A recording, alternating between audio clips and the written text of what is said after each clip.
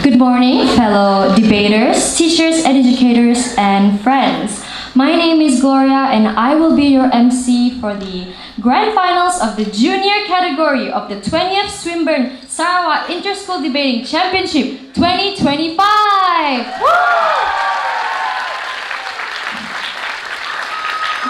Before we start, there will be a few house rules, okay?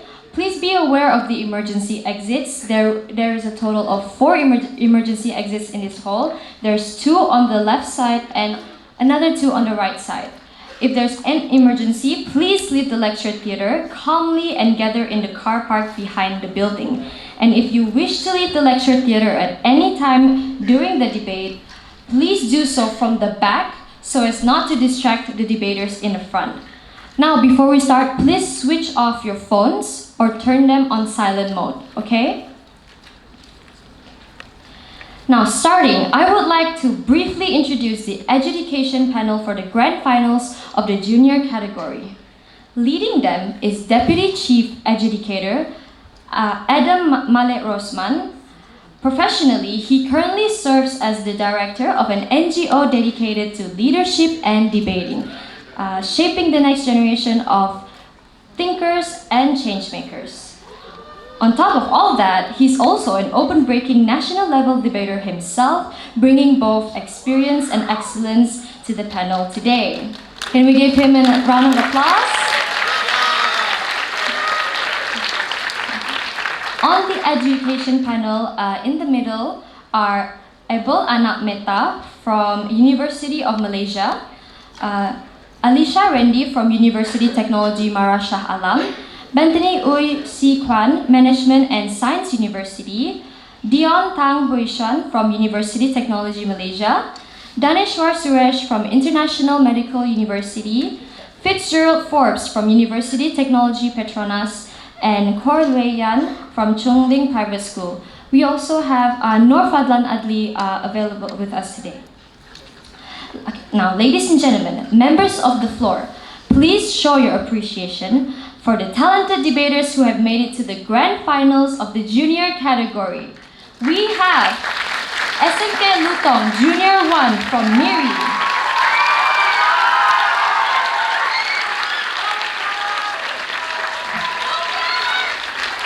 Competing against them is SM Lodge Junior 1 from Kuching.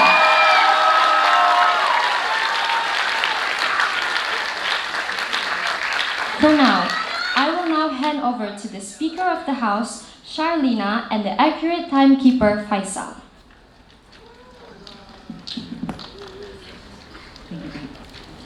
Thank you, Gloria.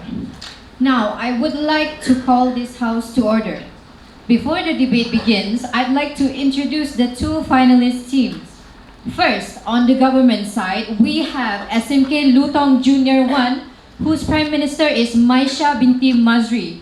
And fun fact, Maisha is one of the biggest BoJack Horseman fans out there. And next, we have the Deputy Prime Minister Lee Sun, who has a passion for theater and a lover for the masterpiece Hamilton.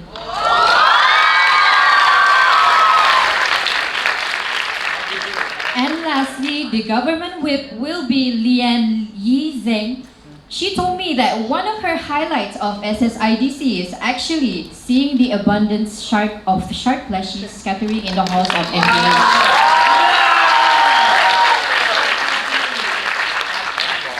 And now we will move on to the opposition side. We have SM Lodge Junior 1.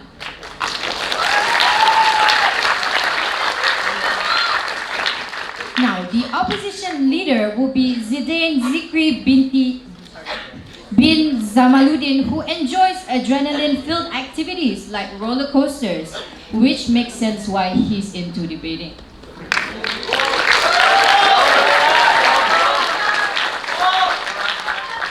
And next, we have the Deputy Opposition Leader, who will be Nathan Chiu Chong Feng, who apparently has an adorable little brother and he would want everyone to know that.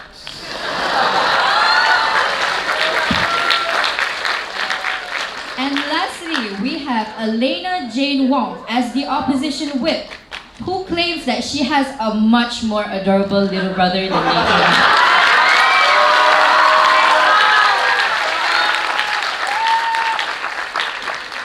Okay, now, since we have introduced all of the finalists for today, I would like to inform you of a brief rundown of the rules of this debate.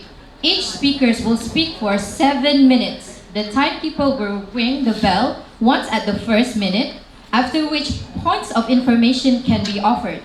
A point of information must not take longer than 15 seconds. If it is denied, a debater must not offer a point of information again for another 20 seconds. Otherwise, it will be deemed as barracking. Debaters are encouraged to accept at least 2 points of information. A debater offering a point of information must not engage in a conversation or question and answer session with the debater on the floor. At the 6th minute, the timekeeper will ring the bell once to indicate that no more points of information can be offered.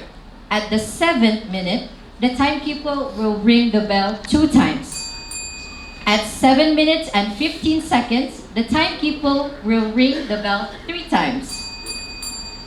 The adjudicators will not consider any part of the speech after the 7 minutes and 15 seconds.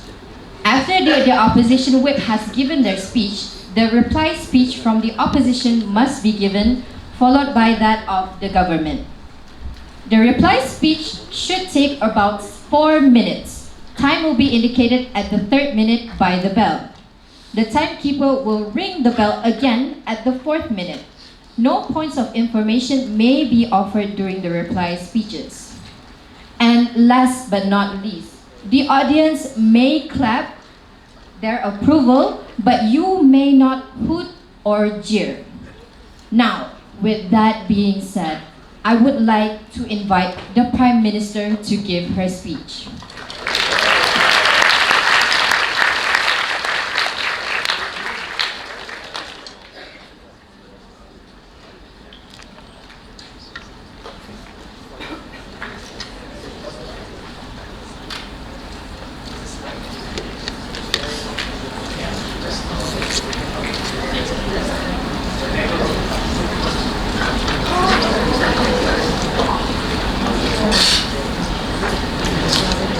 Testing.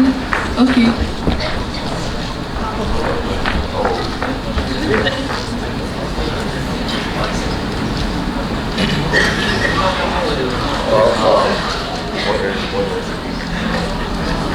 Yep. Okay. This is okay. Yeah, this is fine. I hope I'm visible. Starting my speech on my first word.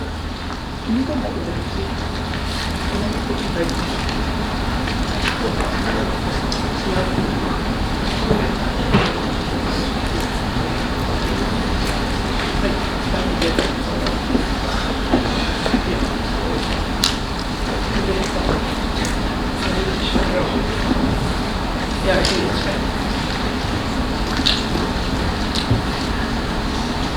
Okay.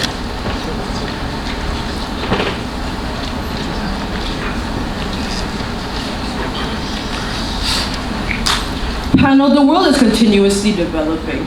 This obviously manifests in multiple different ways, right? Throughout education, throughout our daily lives. However, when you bring AI into serious wars where people are actually dying, we tell you that doing so is simply injustice. Proud to propose. So a few things I'll be doing in my speech. One, I'll be giving you a few pieces of setup, and finally, I'll be giving you one crucial argument about how it's unreliable, right? So firstly on setup, one, what do these AI weapon systems actually look like? So we tell you that this looks like war warfare systems with target recognitions and drone swarms all being controlled by AI itself, and also like a strategy like generation from AI itself. So then we tell you that this looks like having coordinated strikes and basically a lot more electronic warfare, right? But secondly, what does the development of it actually look like? We tell you that this looks like countries using their resources and people to train the AI model to be able to detect the threats, the fire ammunitions, and so on.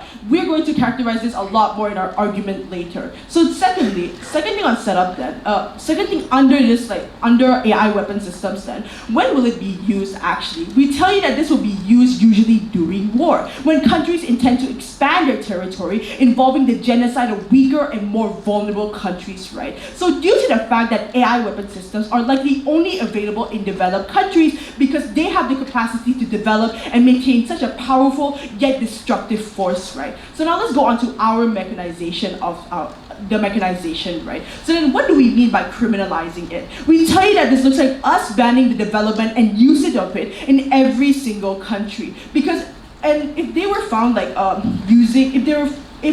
they will face reprimands if found guilty of using or developing such system for the usage of weaponry, right? So now the burden of proof then was that both sides had to prove whether there was a real risk behind developing AI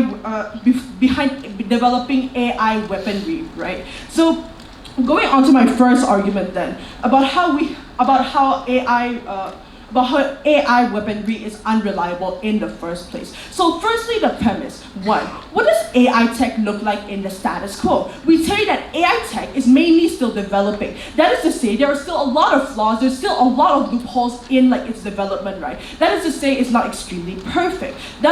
This means, the implication of this characterization then, we say that government doesn't have the fiat or the right to say that it's completely developed and working fine in the status quo. But secondly, the AI in the military AI itself actually is still a relatively new concept, then even more in the military, right? That is to say, not all countries have the resources, not all countries actually have the financial capacity or the capacity itself to develop this tech in the first place. We tell you that the ones who actually have this capacity are likely just developed countries, right? So secondly, then, the problem on the side of opposition. So, one, why was AI tech in the military unreliable in the first place? We tell you that AI isn't always accurate, right? That is to say, the targeted strikes that you plan aren't exactly going to be planned out, aren't exactly going to be executed correctly. The strategies that they generate for you aren't going to work out always the way that you want it, right? Because war is unpredictable. You don't know what's going to happen, and all you can do is just pray, right? So then, secondly, it's also still developing. That is to say, tests are still likely going to be conducted by these countries as a means to develop it perfectly, right? So basically, this looks like developing, and we tell you that this looks like developing countries basically testing these AI weaponry in conflicts that they're in. So for example, if Israel had AI weapons still being developed, we tell you that they'll likely test it on Palestine because the fact that one, it helps them find more development or find their flaws, but secondly, it also helps them in the conflict itself, just in case it works, or even if it fails, there was no real risk towards them, right? However, in this case then, Palestine would be the most disadvantaged because the fact that even if they had developed AI tech themselves, one, if it did work out, it would definitely backfire onto them. But even if it did work out, it would aggravate Israel themselves. So that's how the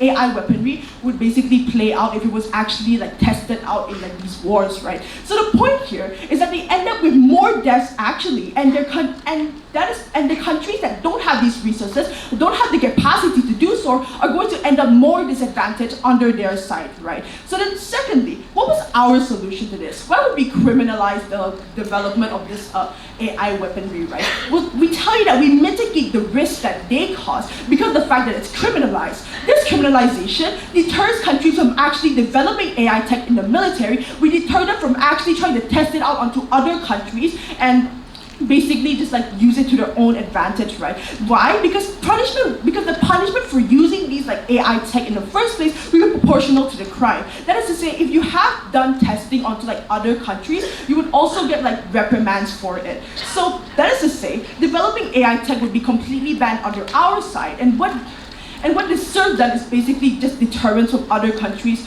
from using this AI tech in the first place, right? So then, going on to our impacts then, we basically have less severe impacts of war. That is to say, we have less death and less crime happening, less deaths under our side, right? So then, why was this exclusive to our side and our side only? Because we tell you that the testing wasn't going to happen. The development of this AI tech wasn't going to happen in like our side in the first place. So when it fails, it doesn't necessarily like harm other. So because when like this AI development like tech fails, it won't necessarily harm anyone, right? Because it's criminalized in the first place. So the way here then is that basically on our side, we help the most vulnerable. We help those developing countries get the fair adjustment that they need in order to actually win these wars and not like face the power imbalance that happens, right? So panel, if you wanted a world where wars were actually just, where wars were actually fair, when like developing countries actually had a stance and actually had the chance to fight back amongst these developed countries, side with the side of proposition. Thank you.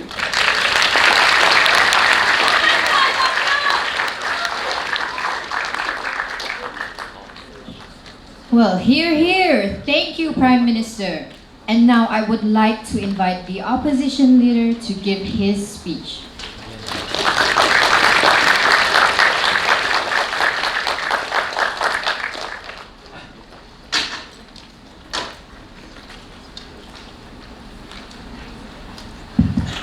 Yes, the previous speaker spoke for 6 minutes and 54 seconds.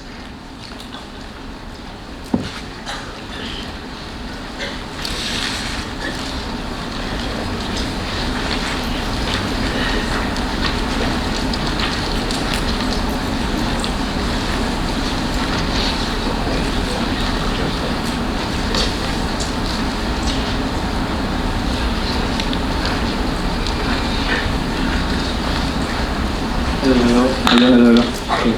Am I clear and audible? Okay. So before I start my speech, I'd like to give a special shout out and a huge thanks to my coach Ryan Wong, who came all the way from Singapore to coach us. Teacher advisors, Mr. Nelson, Mr. Vanessa, also my parents.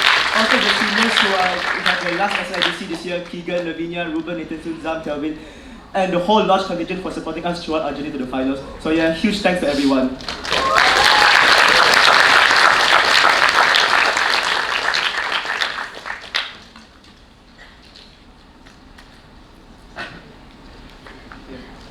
And with that, my speech will start in 3, 2, 1. Panel, government side here has painted AI as a threat, but we already argued here that it is a tool. It is a tool that we choose how to use, and that's what truly matters in this debate. Here. Now, to respond to the mischaracterization and layers of setup they missed, but before that, some responses here, right? Number one, on the argument on how it's only in developed countries. We tell you that we say developing countries, right, are going to be disadvantaged on both sides. We tell you we give these developing countries a way out. This is because a lot of developing countries here, right, they retreat due to the lack of manpower. For example, Ukraine. These weapons allow them to fight back even if there are casualties here, panel. Even if, right, developing countries are more disadvantaged on your side, we win because less people die from going to war, which will be explained later on in my speech. Then moving on to my second response on how they said less deaths are on our side. We tell you that there will always be weapon testing for bombs and everything. If you ban these people, if you ban this, right, people will just test flamethrowers, for example, on Palestinians. We talk about development, right?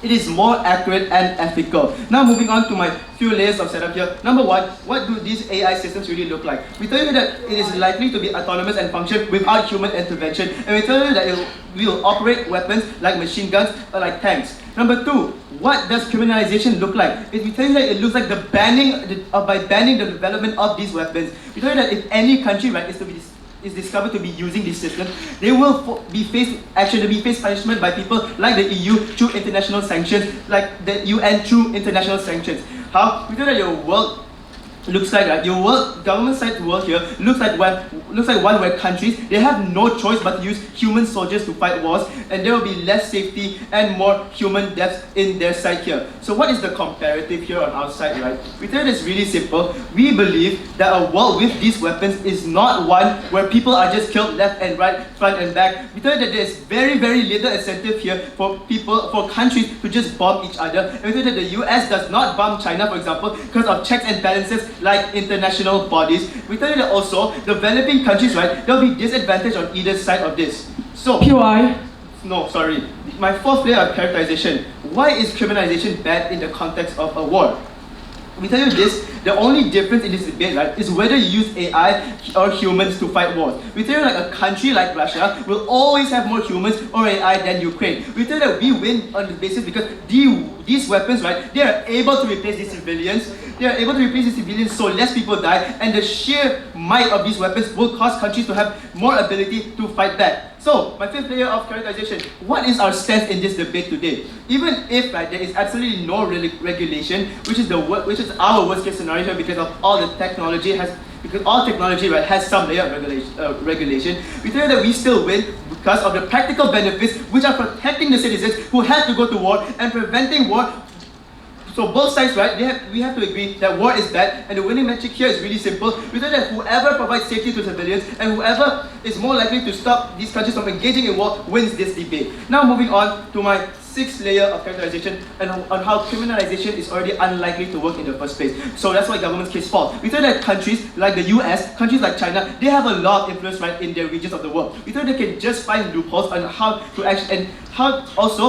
actually identify, right, if these people are not developing or if they are developing. So that most countries, they will keep this under wrap. For example, right, missiles were hidden from the US from Soviet Union during the Cold War. So what's that to stop during the US and China at this age? Number 7, my seventh layer of characterization, this is a slippery slope. Please understand that, panel, that criminalizing one weapon, right, on the basis that it is destructive does not work like that, panel. Government case falls on that basis. We tell you that all weapons, right, they are destructive. We tell you on the basis that it is immoral, war is immoral in the first place. Now, what are the burdens here that we have to prove? Opposition side, right, we're going to prove number 1, we will provide the safety of civilians. Number 2, how we're going to reduce the country's chances of going to war. And what the government side has to prove here, how civilian safety can still be viable when tensions arise. Now, moving on to my argument on more deterrence.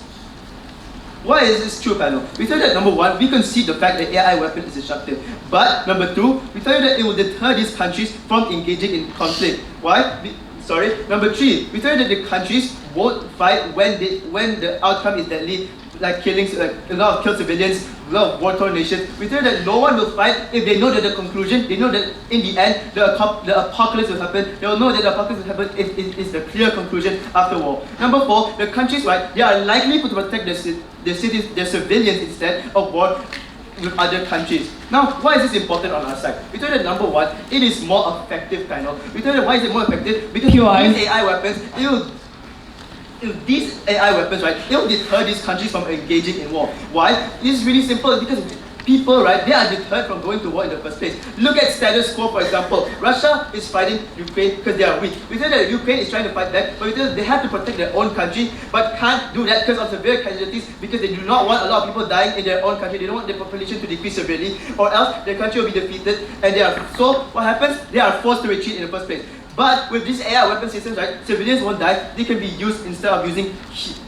human casualties, instead of using human lives. What's the bottom line of my argument here? We say that AI weapons, right, they are very, very destructive, and the problem and the good thing about it is that it will deter people from fighting. What's the impact of my argument here? Number 1, countries, right, they will not engage in battle. We tell that they will deter from it instead because there is peace. Because they will not want war against AI weapon systems. We tell that there is peace because people do not want to go to war. Number 2, civilians are safe. Because why? AI weapons, they can replace civilians, right? And so with that happening, civilians will be safe. So what's the comparative here on our side between government and opposition? We know that when government here lets these weapons be criminalized, people will still go to war, countries will still go to war, people will still die, civilians will still die. We know that opposition has already proven that we deter this harm of war and win on this basis. Because number 1, we save lives. Number 2, we don't support or engage in war between countries. And for all those reasons, vote for opposition.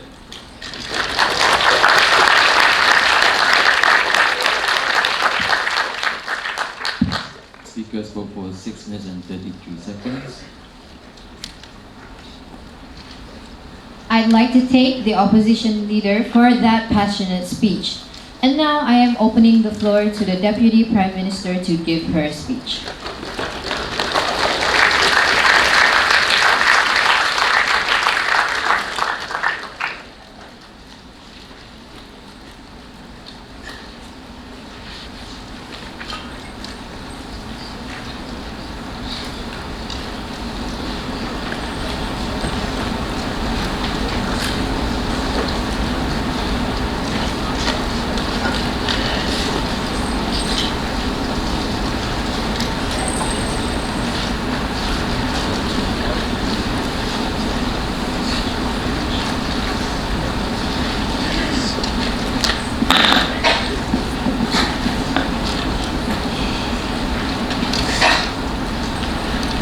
Starting my speech in 3, 2, 1.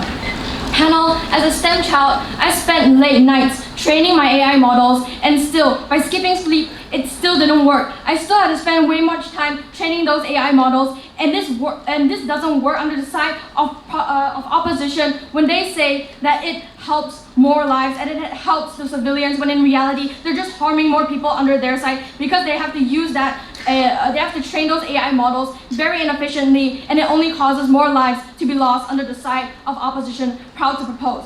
So first, I'll be starting with some responses and rebuttals against the opposition side. I'll first like to reframe the debate. This entire debate was about whether or not AI weapon systems would actually bring more betterment to everyone, not whether or not AI systems are effective in actually winning the war. And opposition was supposed to defend whether or not AI models could actually, AI weapons could actually help more civilians, but they failed, and I'll bring into that later on. Because in order to win this debate, they had to prove that fact, and their entire debate was contingent on that idea, and their case falls apart. It's already too late for them to try to reframe it anyways. While our side, we're going to prove to you on how we achieve that by actually having less likelihood of that to happen under our side. We win on this. So first, they said that developing countries get disadvantage on both sides, but you worsen this, because why do people go into war in the first place? Because it's expensive to develop those weapons in the first place, but AI makes it so much more easier and so much more efficient. You increase the amounts of war happening under your side because it's so much easier to go into war and win them now. You subject those vulnerable countries to more harm and kill more lives under your side. And this worsens, and in the worst case, it's symmetrical on both sides. But on the side of opposition, they only worsen this under their side. They only kill more people under their side. They can't win on this. So second, there's going to be more deterrence, and they also concede the fact that AI is more destructive. But you also said that no one will fight. However, this only applies to those vulnerable and developing countries because they don't have that advantage. You give them this disadvantage, but those countries that are developed, those countries that have those resources, they're going to abuse it. And that's how I bring into my fact that we're going to have abuse of power happening under your side. Before I move on to my argument, are there any POIs? POI. Yes. What then is the exclusive harm of if you're replacing AI with actual things like tax, things like bomber planes? How then are poorer countries able to get an upper hand? Excuse me, can you say that again? No, this harm is symmetrical on both sides. And even right now, when there's no AI weapon systems, we hear that you cannot prove that on your side, smaller countries will be any more better. Yes, however, you still worsen this under your side because understand that you're developing AI. AI that makes it so much more easier to go into war, and AI that makes it so much easier for other people to just abuse this and exploit this power under their side. You cause more lives to be lost under your side. So moving on to my argument is that abuse of power occurs. So what's the premise? Abuse of power happens under the side of opposition.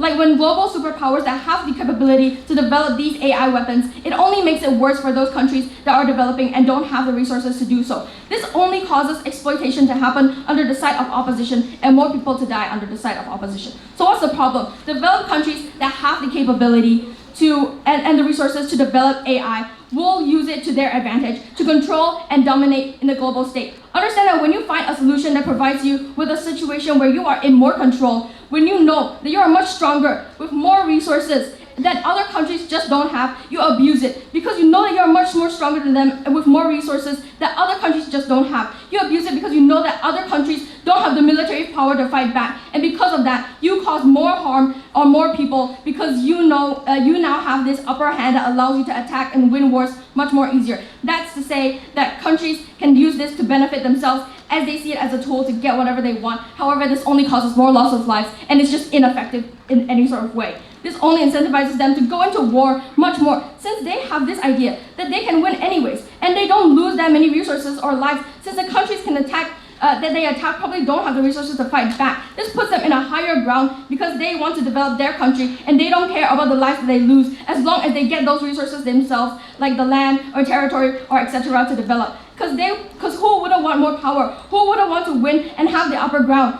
Especially if you're a country, it's a competition to be the best, even if you are human, and it still wants, and you would still want to win because that is in the best interest of a country and it's to achieve their goal and win.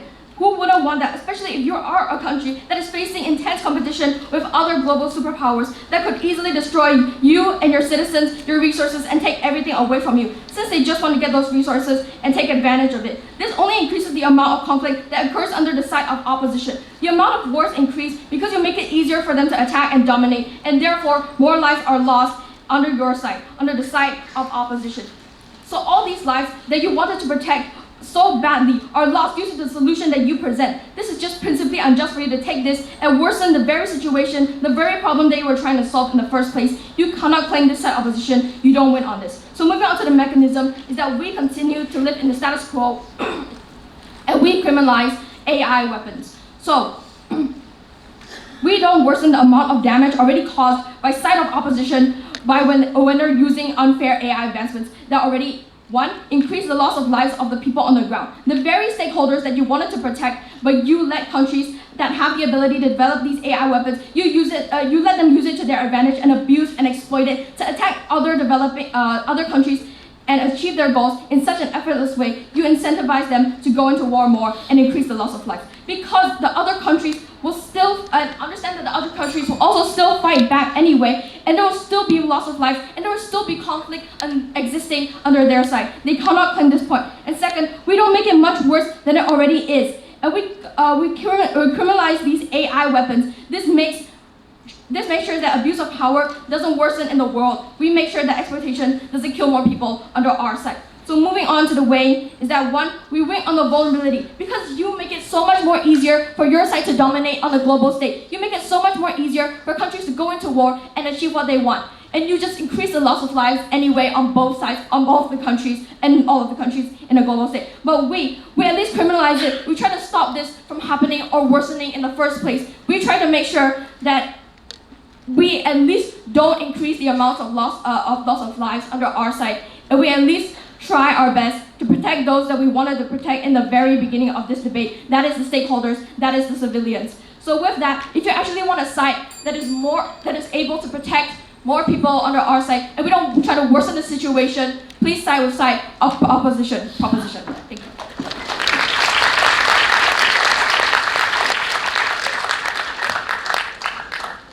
Speaker spoke for 7 minutes and 8 seconds.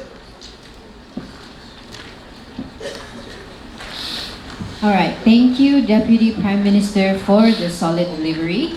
And now I would like to invite the Deputy Opposition Leader to the floor.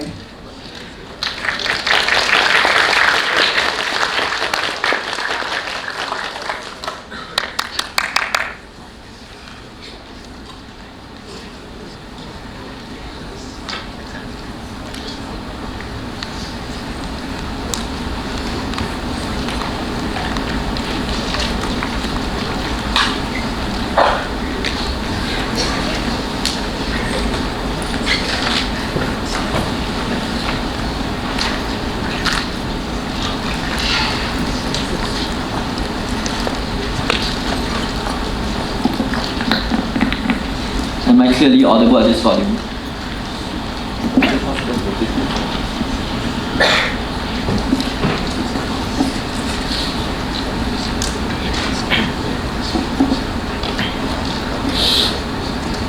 Okay, before I start my speech, I would like first to say a few thank yous. Firstly, I give all the glory to God. Secondly, I would like to thank my coach Ryan Wong, thank my wonderful seniors for teaching me everything I know, my wonderful debate club, and of course my wonderful teammates. They really brought me they really are the main reason I'm here, standing here today, and they made me the debater that I am today. So I'm extremely grateful to them.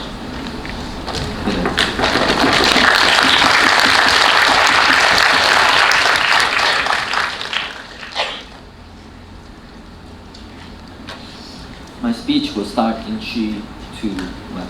Let me be very clear. This debate is about the soldiers who are forced to fight for the country in national crises. The innocent citizens who die because of war and every time a conflict breaks out. We tell you here that before I start my speech, I would like to continue with some call-outs, right? Number one is that they assert two main flamboyant impacts. Number one, that wars will be more just. Number two, that less people will die. I tell you that they tell me all of these wonderful impacts that really are extremely amazing, but they never do any legwork to prove that those impacts actually manifest on their side. Why? Number one, they tell us that wars will be more just, right? I think they do not understand what the debate is about. We tell that in both sides, wars are unjust. In both sides, civilians die. The only difference is that we are trying to make it more ethical and more humane by removing the human aspect, by removing human casualties from war. But now number two is that they tell us that less people will die. The only difference we are saying here is that AI replaces humans using the technology that is already present in status quo. We tell you here that I will elaborate on this further, but we tell you here the difference is that on our side we are replacing human casualties with AI. This obviously reduces citizen death, something like that. Okay, number two, on the contradiction that they give us, right? Number one is that they say it's super expensive on our side to develop this technology, but then they come out and tell us that suddenly every single country will give us war. I think they're so uncharitable here. They frame the debate as if number one, no one can develop technology because it's super expensive. But number two, everyone will use technology because they want to use it. I do not understand how they frame the debate so uncharitably and they still expect it. But then number three, right, they assert that when you have AI weapon systems, that everyone will start to use it. Okay, they are living in the past, right? Right now, countries are not trying to colonize other people. They're not trying to spread their territories. Their only reason for doing this is that countries want to spread their territory, right? We tell you that even if this characterization is so extremely skewed, right now, even North Korea or USA, they have a lot of nukes. They can easily nuke everyone and spread their territory, right? But they don't. Even though they have these types of power, even though they definitely have more influence and more power, more weapons, we tell you they do not do this and simply spread their territory because of the fact that maybe there are checks and balances, there are international sanctions that prevent them from doing this. You cannot assert that just because you have this AI power of AI weapon system that you'll suddenly go and attack everyone like what they're asserting on their side. But now a few responses here are very crucially, right? Number one is that they said that developed countries have a lot of power and way more power than towards developing countries or poorer countries. We tell you it's extremely symmetrical. No matter what, you cannot prove to me that on your side, the smaller countries, obviously if you have less money, you have less weapons. If you have more money, you have more weapons. Right now this is more true. USA has so many nukes and then they can easily just of course bomb everyone, right? But let me tell you here, right, there are checks and balances for this. You cannot actually just spread your territory. But about the power difference, right, we think here is extremely simple. You cannot solve this problem. You pose to us this problem that there's a very big difference in power and influence, but you never solve this problem on your side. So long as it's status quo, the developing countries are still being bullied, the poor countries are still at a very big disadvantage. Yes, your POI? Okay, we consider we don't solve it, but we don't worsen it, unlike your side.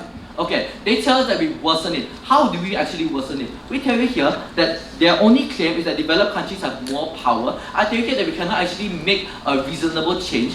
The difference is not that I have yes, I have a lot of drones that can attack people, but on your side, these countries still using bomber planes, still using way more tech-driven stuff. It's just not AI. That's the main difference. On both sides have technology weapons. People have nukes, people have tanks, people have bomber planes. The difference is that some of them are piloted by AI. The difference is that they are autonomous and they are not human-driven. The difference here is not that I have more power. The difference here is I have less human soldiers risking their lives for casualty. But number two is that they claim they have less deaths. Very untrue here. The difference on both sides is that on government, they use current tech. things like guns, things like tanks, things like bomber planes. On opposition, the human soldiers are replaced by AI to prevent the casualties here. We think that the development of AI weapon systems doesn't mean that countries just randomly attack people because they can. It means that they prevent their own citizens from dying. It means that they prevent their own soldiers from dying. That's the main difference in this debate. So long as they characterize and assert to us that the debate is about whether countries have more power or not, we tell you that it's very symmetrical. The only side that wins is the side that proves that citizen casualties are being prevented. But number 3 on how they talk about AI development is very less.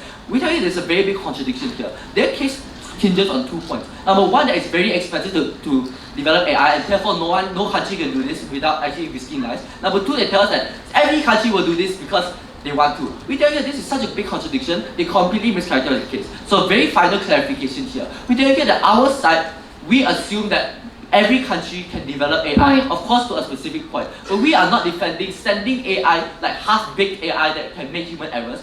Countries will only develop AI fully. We are defending the development of AI weapons, not sending the AI right now, like the half-baked AI right now, to fight in wars. We are developing AI to fight in wars that will prevent me, myself, when I'm 18 or something, to fight in a war that might cause me to die. But now my number 1 moral principle is the country's obligation to protect their citizens' right. Autonomous systems can reduce human soldier exposure and increase precision over like human operators' right. We tell you that the very bottom line here is AI is protection, AI is precision in war. We tell you that more AI weapons means less combated casualties and less human soldier exposure. This is very simply proven. Why? Because we are still better in terms of protection, right? Machines don't like fear, they don't panic or like make human errors. In war, the chaos that sparks looks not just like 2 sides killing each other, but it also looks like wars like in Ukraine and Russia, in Israel and Palestine, where the main casualties are innocent civilians. We tell you that machines won't be scared and they won't make errors and they have less moral worth, right? This means that they're very easily expendable. Why is this important? The reason that Ukraine ordered their military force to fight against Russia is because they wanted to protect their citizens, but they shortly retreated because they couldn't, because so many people were dying, so many soldiers were dying. This allows them, but if they have AI weapon systems, when it's much more expendable, it means that they actually can do their best in fighting for the country. It means they have less moral worth to take into account when they're defending their citizens. We as a country, when we have AI weapon systems, have the obligation to protect citizens. That's the obligation that we are exercising here. But a very simple impact. The impact here is that fewer combatant casualties are like in war. Potentially fewer citizen casualties if AI is better targeted, right? But now the conclusion here is very simple. Technology can be more humane because you reduce casualties, and also we tell you here that the difference on both sides is only that human casualties are reduced, not the fact that some countries will have more power, not the fact that some countries are like too poor to do it. We tell you here the very bottom line is that more people or less people will die in war. Thank you.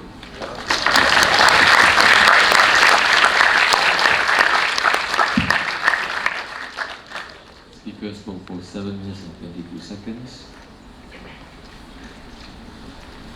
I'd like to thank the Deputy Opposition Leader for his speech and now would like to call up the Government Whip to present her argument.